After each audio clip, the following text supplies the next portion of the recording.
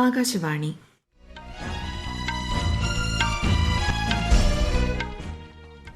നമസ്കാരം. വാർത്തകൾ വായിക്കുന്നത് ലക്ഷ്മി ശ്രീ വിജയ.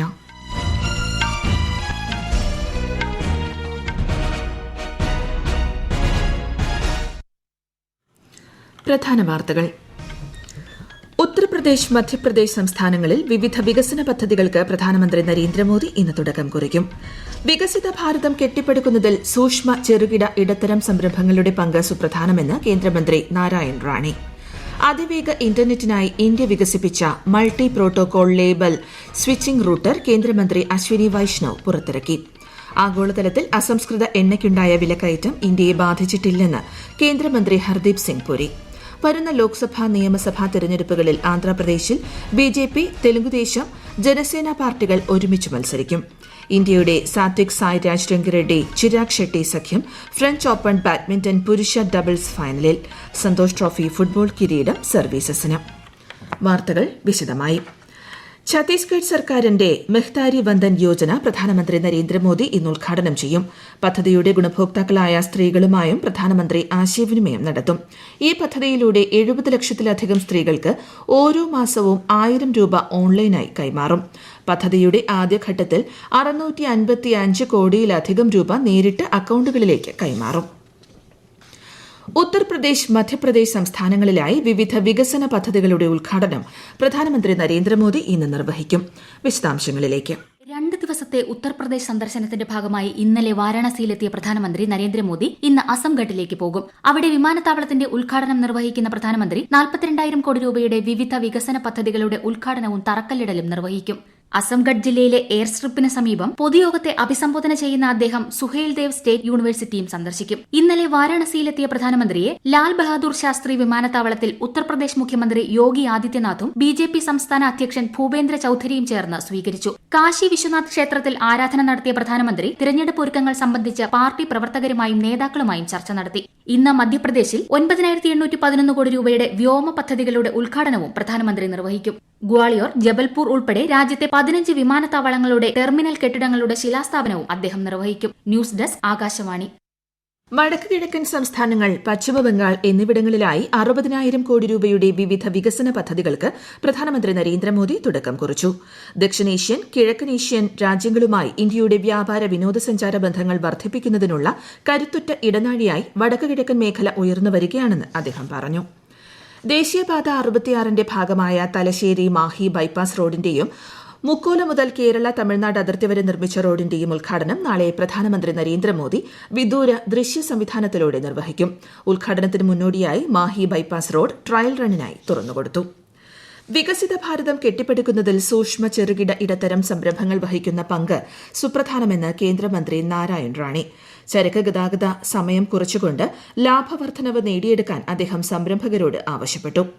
സംരംഭകത്വം, തൊഴിൽ, സാങ്കേതികവിദ്യ എന്നിവയുടെ സാധ്യതകൾ MSME മേഖലയിൽ പ്രയോജനപ്പെടുത്തണമെന്നും കേന്ദ്രമന്ത്രി പറഞ്ഞു. മുംബൈയിൽ MSME ഉൽപ്പന്നങ്ങളുടെ പ്രദർശനമേളയിൽ പങ്കെടുത്ത് സംസാരിക്കുകയായിരുന്നു അദ്ദേഹം. ആഗോളതലത്തിൽ അസംസ്കൃത എണ്ണയ്ക്കുണ്ടായ വിലക്കയറ്റം ഇന്ത്യയെ കാര്യമായി ബാധിച്ചിട്ടില്ലെന്ന് കേന്ദ്രമന്ത്രി ഹർദീപ് സിംഗ് പുരി. 2020-22 കാലയളവിൽ അന്താരാഷ്ട്ര വിപണിയിൽ ഗാർഹിക പാചകവാതക വില 303% വർദ്ധിച്ചപ്പോൾ രാജ്യത്ത് 72% വർധന മാത്രമാണ് രേഖപ്പെടുത്തിയതെന്ന് അദ്ദേഹം വാർത്താസമ്മേളനത്തിൽ പറഞ്ഞു.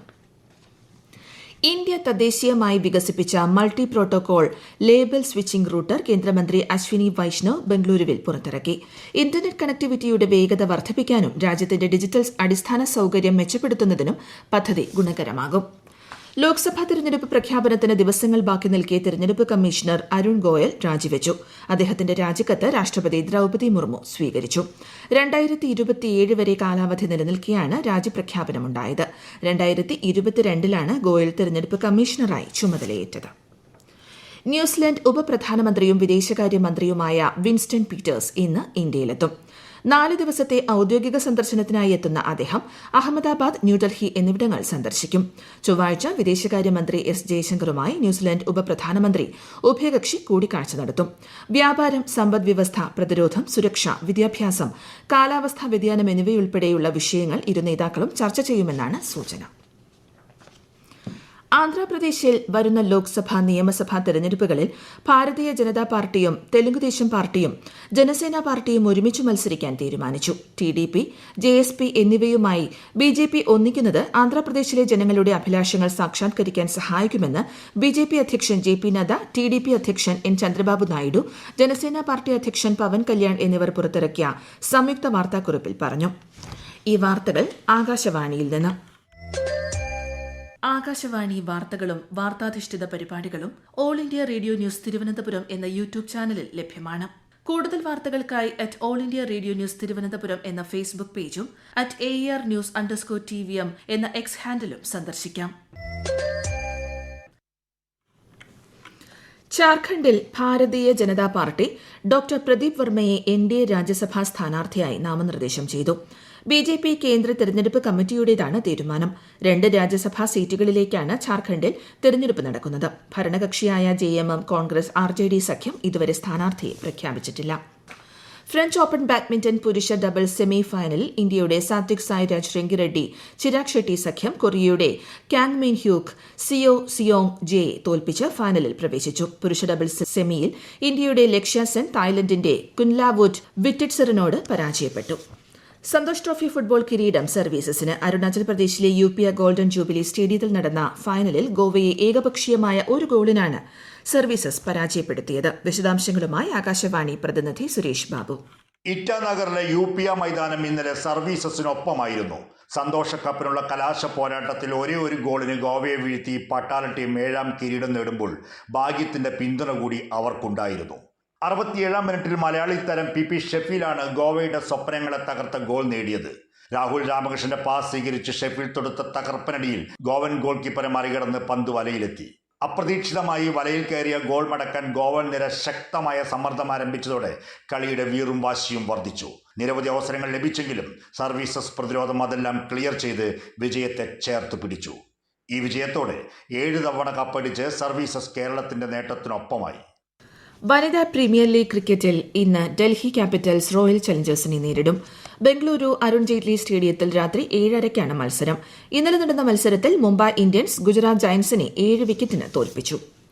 പാകിസ്ഥാൻ പീപ്പിൾസ് പാർട്ടി നേതാവ് ആസിഫ് അലി സർദാരി പാകിസ്ഥാന്റെ 14ാമത് പ്രസിഡന്റായി തെരഞ്ഞെടുക്കപ്പെട്ടു.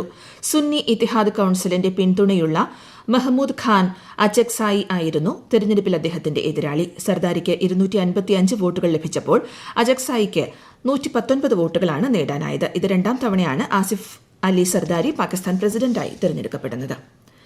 ഇന്ത്യ ബംഗ്ലാദേശ് അതിർത്തി രക്ഷാസേനകൾ തമ്മിലുള്ള 54ാമത് ഡയറക്ടർ ജനറൽ തല സമ്മേളനം ഇന്നലെ ധാക്കയിൽ സമാപിച്ചു.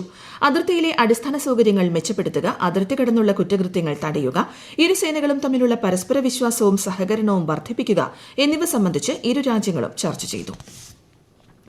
തിരുവനന്തപുരം മധുരൈ അമൃത എക്സ്പ്രസിന് കഴക്കൂട്ടത്ത് സ്റ്റോപ്പ് അനുവദിച്ചു. പരീക്ഷണാടിസ്ഥാനത്തിൽ ഇന്നു മുതൽ സ്റ്റോപ്പ് അനുവദിക്കാനാണ് റെയിൽവേ ബോർഡ് തീരുമാനിച്ചത്. ജനപ്രതിനിധികളുടെ സാന്നിധ്യത്തിൽ കേന്ദ്ര സഹമന്ത്രി വി മുരളീധരൻ ഫ്ളാഗ് ഓഫ് ചെയ്യും. കൊല്ലം ചെങ്കോട്ട റെയിൽപാതയിൽ ട്രെയിൻ എത്തുന്നതിന് തൊട്ടുമുൻപ് റെയിൽവേ ട്രാക്കിലേക്ക് മരം ഒടിഞ്ഞു വീണു. ഇന്നലെ രാത്രി പാലരുവി എക്സ്പ്രസ് എത്തുന്നതിന് തൊട്ടുമുൻപ് തെന്മല കണ്ണറ പാലത്തിന് സമീപമായിരുന്നു സംഭവം. നാട്ടുകാരുടെ സഹായത്തോടെ മരം മുറിച്ചു നീക്കിയ ശേഷമാണ് ട്രെയിൻ കടന്നുപോയത്. വർക്കലയിൽ ഫ്ലോട്ടിംഗ് ബ്രിഡ്ജിന്റെ കൈവരി തകർന്നുണ്ടായ അപകടത്തിൽ ടൂറിസം ഡയറക്ടറോട് മന്ത്രി മുഹമ്മദ് റിയാസ് അടിയന്തര റിപ്പോർട്ട് തേടി. ഇന്നലെ വൈകിട്ട് 5 മണിയോടെയുണ്ടായ അപകടത്തിൽ 15 പേർക്ക് പരിക്കേറ്റു. ഇതിൽ 2 പേരുടെ നില ഗുരുതരമാണ്.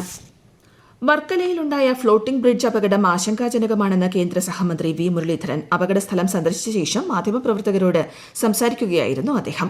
ഫ്ലോട്ടിംഗ് ബ്രിഡ്ജുമായി ബന്ധപ്പെട്ട് വേണ്ടത്ര മുൻകരുതലുകൾ സ്വീകരിച്ചിരുന്നോ എന്നും നിർമ്മാണത്തിൽ മാനദണ്ഡങ്ങൾ കൃത്യമായി പാലിച്ചിരുന്നോ എന്നും പരിശോധിക്കണമെന്ന് അദ്ദേഹം ആവശ്യപ്പെട്ടു.